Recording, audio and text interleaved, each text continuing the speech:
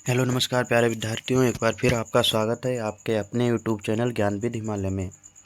आज की वीडियो में आपको हम जो जियोग्राफी की क्लासेस चल रही हैं, लेक्चर फर्स्ट हो चुका है, लेक्चर 2 में सौर मंडल के बारे में बताएंगे। सौर मंडल से जितने भी महत्वपूर्ण प्रश्न होंगे उनका सभी प्रश्नों का अध्ययन आप लोगों को अच्छे तरीके से देंगे। तो आप लोग वीडियो के लास्ट तक बने रहिए। और अतुल माहेश्वरी NMMS की परीक्षा के लिए यह प्रश्न बहुत ही ज़्यादा सहायकफुल होंगे। तो आप लोग इस वीडियो को अच्छे तरीके से देखिए और अपनी कॉपी में नोट करते रहिए, कॉपी लेकर बैठिए। जब भी हम आपको वीडियो में बताते हैं कि आप जब भी पढ़ें तो कॉपी लेकर बैठिए। कॉपी में जो भी प्रश्न, महत्वपूर्ण प्रश्न आपको लगते हैं उनको नोट करते रहिए। लेकिन जितने भी प्रश्न हम आपको बताते हैं सभी प्रश्न बहुत ही ज़्यादा महत्वपूर्ण हैं। तो आप लोग अपनी एक कॉपी में नोट करते रहिए।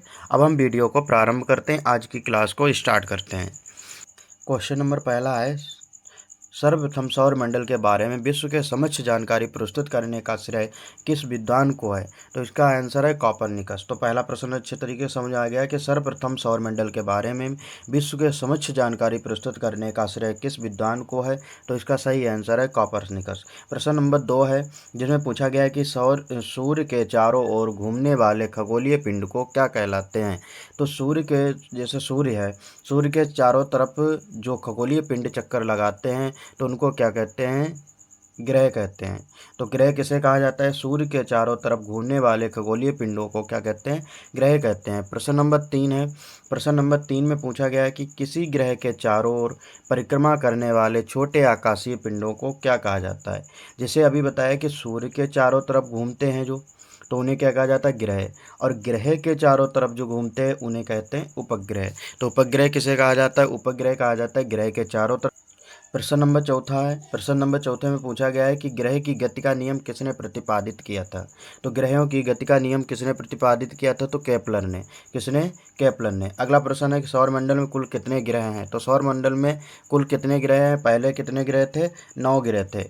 जो 9वां ग्रह था प्लेटो, 9वां ग्रह था प्लेटो, जिसको एम भी कहते हैं। क्या कहते हैं? एम ग्रह कहते हैं। इसको 2006 में ग्रह की श्रेणी से निकाल दिया गया था। इसको कब ग्रह की श्रेणी से निकाला गया? 2006 में इसे ग्रह की श्रेणी से निकाल दिया गया था। इसलिए अब वर्तमान में ग्रहों की संख्या कितनी है? 8 है।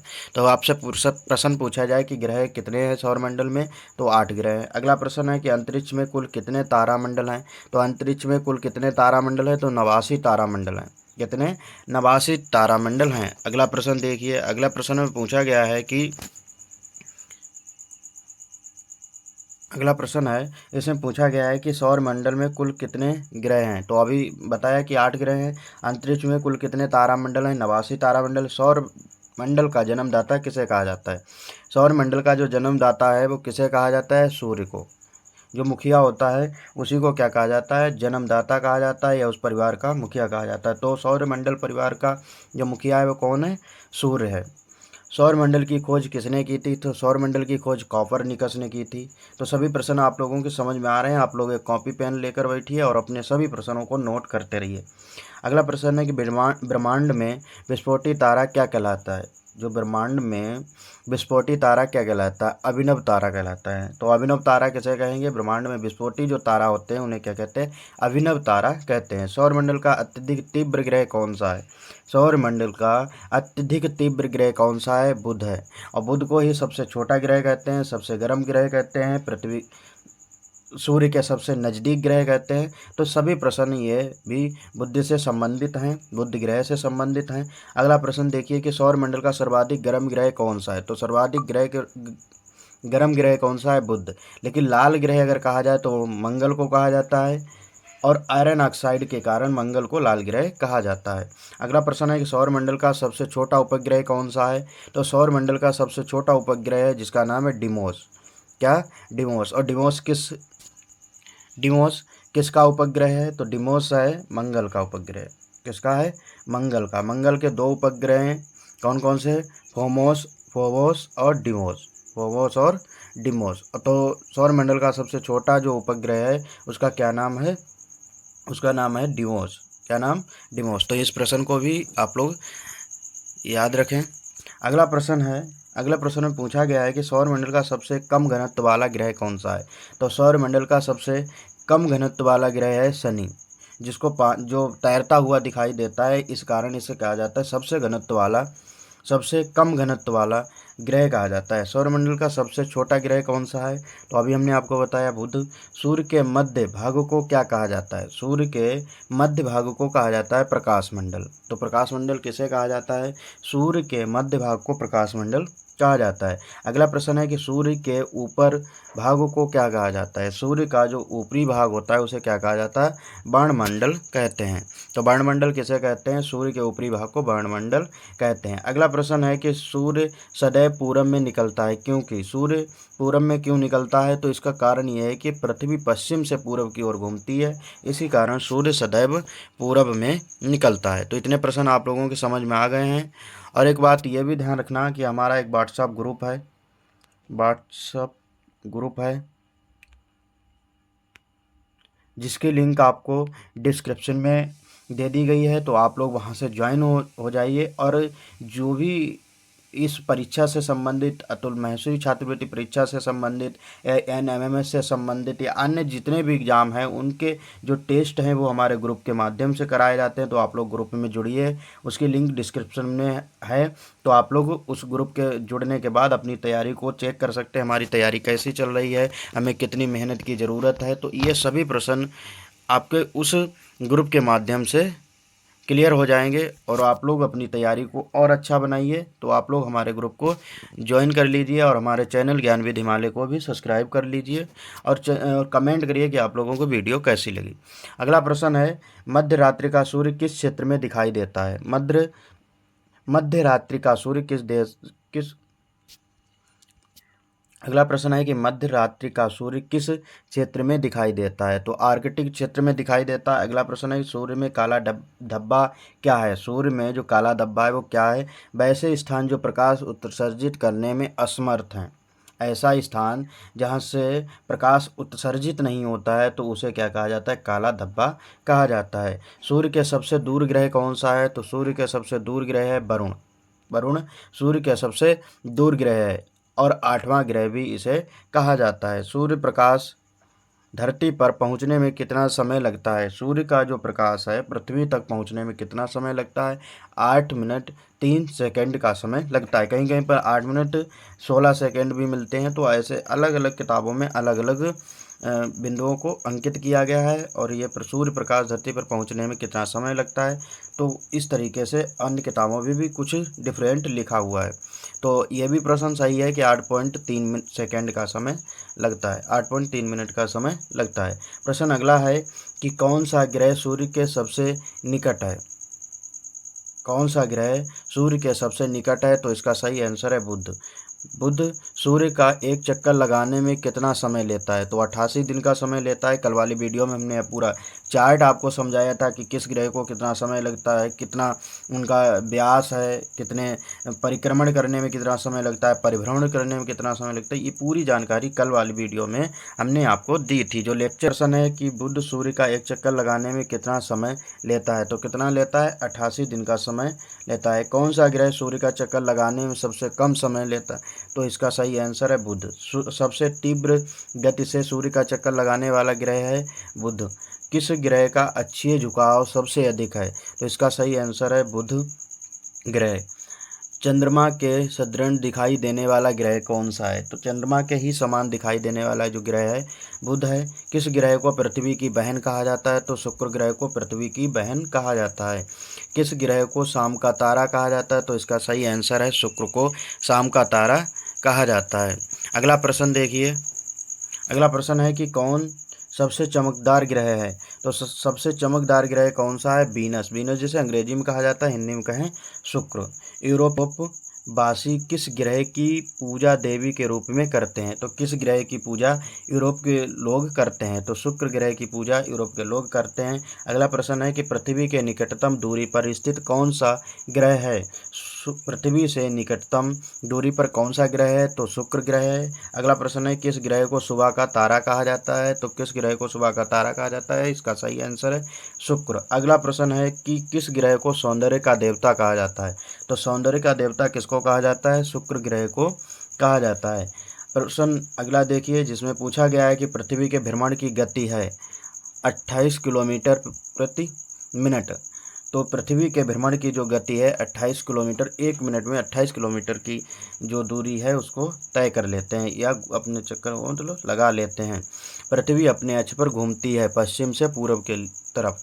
तो पृथ्वी अपने अक्ष पर कैसे घूमती है? पश्चिम से पूर्व को घूमती है। अगला प्रश्न है कि कौन सा ग्रह नीला ग्रह के नाम से जाना जाता है? तो पृथ्वी को क्या कहते हैं? नीला ग्रह कहते हैं। क्यों कहते हैं? जल की मात्रा अधिक होने के कारण इसे नीला ग्रह कहा जाता है। तो पता चल गया कि नीला ग्रह क्यों कहा जाता है। तो जल की मात्रा अधिक होने के कारण इसे नीला ग्रह कहा जाता है। सूर्य और पृथ्वी के मध्य अधिकतम दूरी कब होती है? तो सूर्य और पृथ्वी के मध्य अधिकतम दूरी जो होती है वो 4 जुलाई को होती है। कब होती है? 4 जुलाई, जिसको क्या कहते हैं? अपसौर कहते हैं। क्या? अपसौर कहते हैं। तो अपसौर किसको कहते हैं? जब सूर्य और पृथ्वी के बीच अधिकतम दूरी होती है तो उसे अपसौर कहते हैं, और जब सूर्य और पृथ्वी के बीच न्यूनतम दूरी होती है उसे उपसौर कहते हैं। क्या कहते हैं?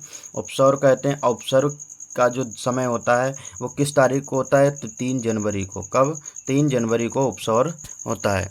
अगला प्रश्न देखिए। अगला प्रश्न है कि सूर्य और पृथ्वी के मध्य न्यूनतम दूरी कब होती है?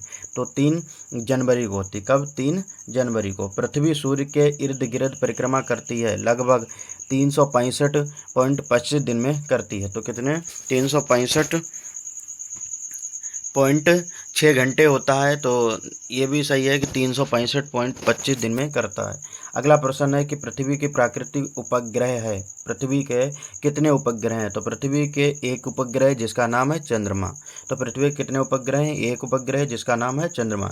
सूर्य से पृथ्वी की दूरी कितनी है? तो सूर्य से पृथ्वी की दूरी है 149 मिलियन किलोमीटर। अगला प्रश्न है कि पृथ्वी पर दिन रात की अवधि समान होती है कब? किस रेखा पर होती है? तो भूमध्य रेखा जो है, भूमध्य रेखा को क्या कहते हैं? विषुवत रेखा भी कहते हैं। क्या कहते हैं? विषुवत रेखा कहते हैं। और विषुवत रेखा कितने डिग्री पर खींची जाती है? 0 डिग्री पर। और पृथ्वी को 2 भागों में बांटने का कार्य कौन सी रेखा करती है? कौन सी अक्षांश रेखा करती है? तो वह भूमध्य रेखा है। पृथ्वी को 2 भागों में बांटने का जो कार्य करती है, जो अक्षांश रेखा है, वो कौन सी है? भूमध्य रेखा है। भूमध्य रेखा कितने डिग्री पर खींची जाती है? 0 डिग्री पर खींची जाती है। अगला प्रश्न देखिए। अगला प्रश्न में पूछा गया है कि दक्षिणी गोलार्ध में सबसे लंबा दिन कब होता है? दक्षिणी गोलार्ध में सबसे लंबा दिन कब होता है? तो 22 दिसंबर को होता है। क्यों? क्योंकि सूर्य का जो प्रकाश है मकर रेखा पर लंबवत पड़ता है। मकर संक्रांति जिसे कहते हैं, मकर संक्रांति कहते हैं, या मकर रेखा पर सूर्य का प्रकाश लंबवत पड़ता है। मकर रेखा पर सूर्य का प्रकाश लंबवत पड़ता है, इस कारण 22 दिसंबर को दक्षिणी गोलार्ध पर सबसे लंबा दिन होता है। इतनी बात समझ आ गई। अगला प्रश्न देखिए। प्रश्न अगला है, पूछा गया है कि पृथ्वी की उपग्रह की संख्या कितनी है? पृथ्वी के उपग्रहों की संख्या कितनी है? एक है, जो क्या नाम है? चंद्रमा है। कौन सा तारा पृथ्वी के सर्वाधिक नज़दीक है? तो कौन सा तारा पृथ्वी के सर्वाधिक नज़दीक है? तो सूर्य है। यह किसने सर्वप्रथम प्रतिपादित किया कि सूर्य हमारे सौरमंडल का केंद्र है और पृथ्वी उसकी परिक्रमा करती है? तो यह बताया था कॉपरनिकस ने। किसने बताया? कॉपरनिकस ने बताया था। अगला प्रश्न है,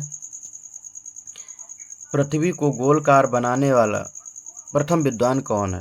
तो किसने बताया कि पृथ्वी गोल है? तो पाइथागोरस ने बताया था कि पृथ्वी गोल है। लेकिन एक व्यक्ति थे न्यूटन।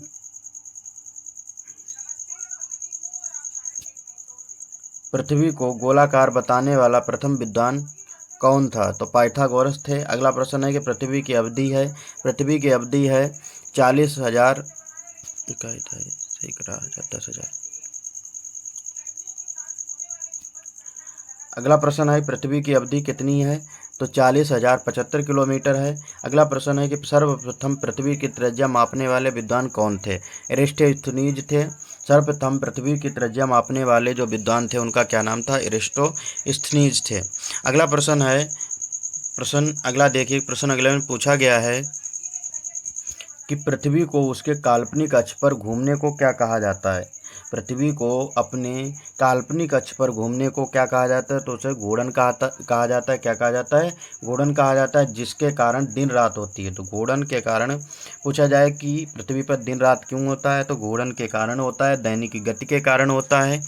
तो बात समझ आ गई, दिन रात क्यों होती है? तो घूर्णन के कारण, पृथ्वी के घूर्णन के कारण दिन रात होती है। अगला प्रश्न है कि किसने पहली बार कहा कि पृथ्वी गोल है? तो किसने पहली बार कहा था? तो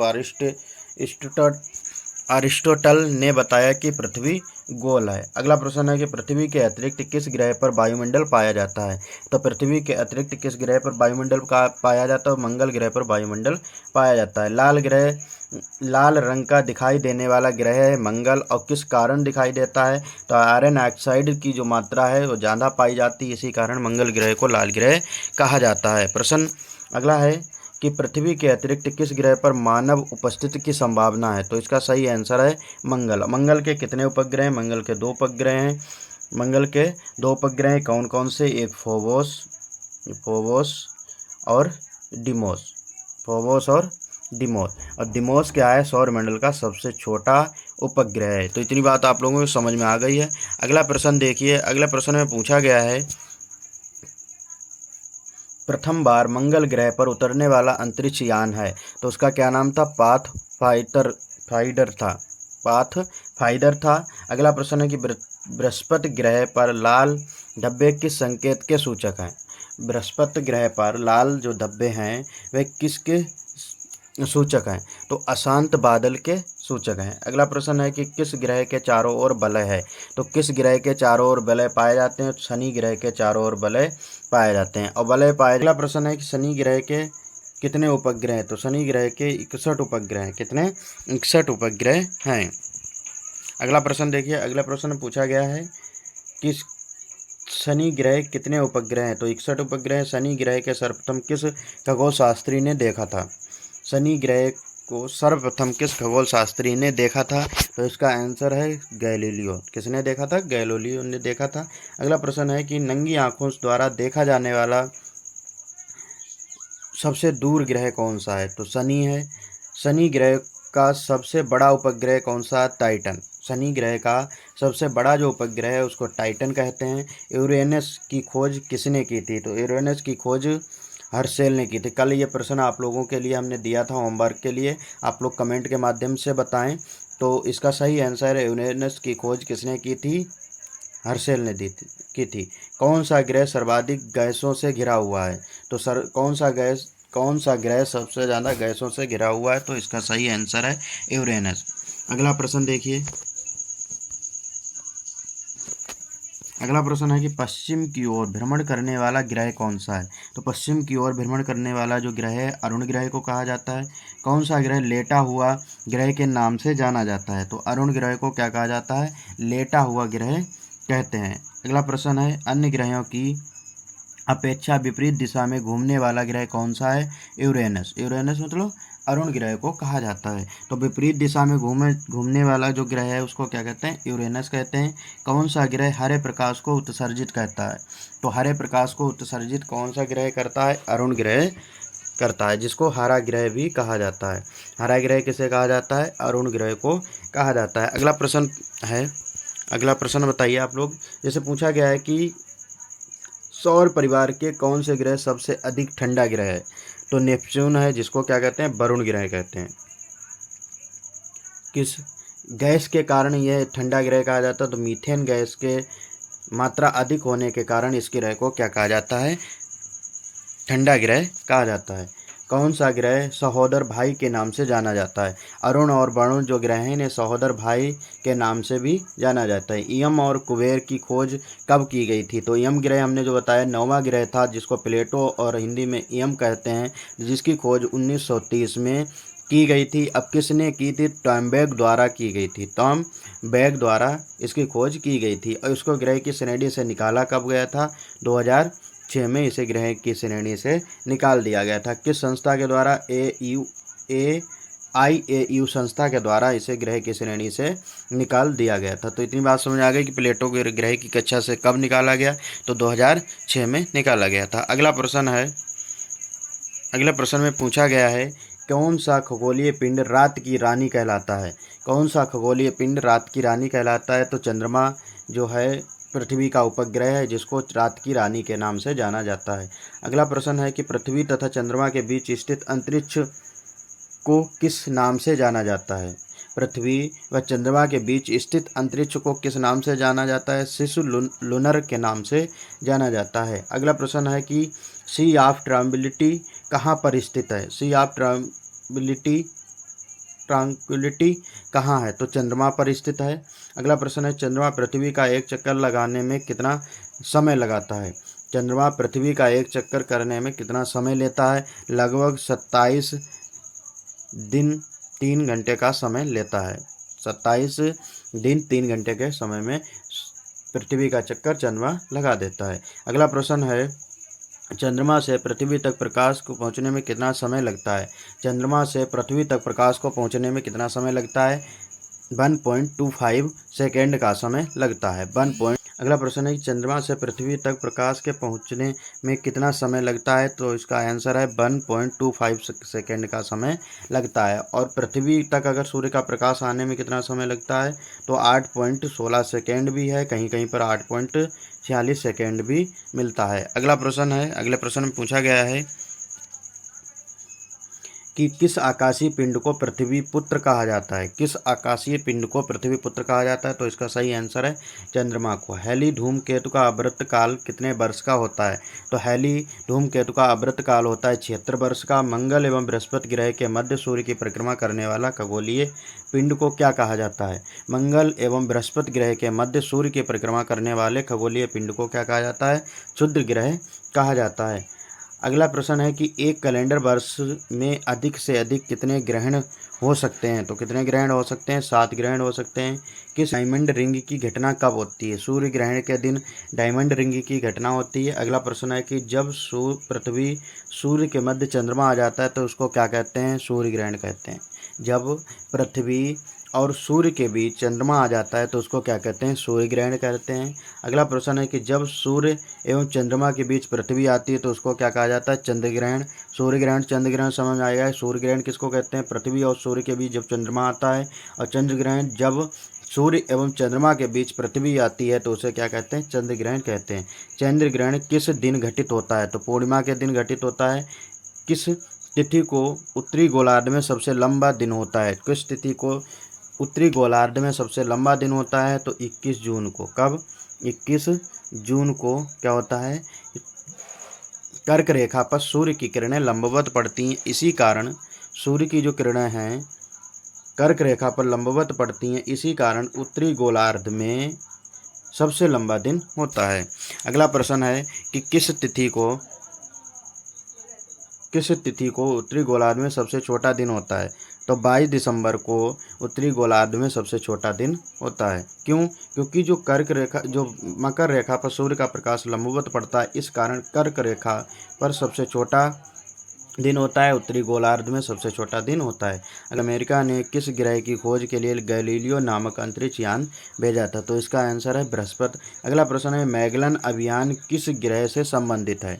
तो मैगेलन अभियान जो है बृहस्पति ग्रह से संबंधित है। अगला प्रश्न है कि शुमेकर लेवी 9 धूमकेतु किस ग्रह से टकराया था?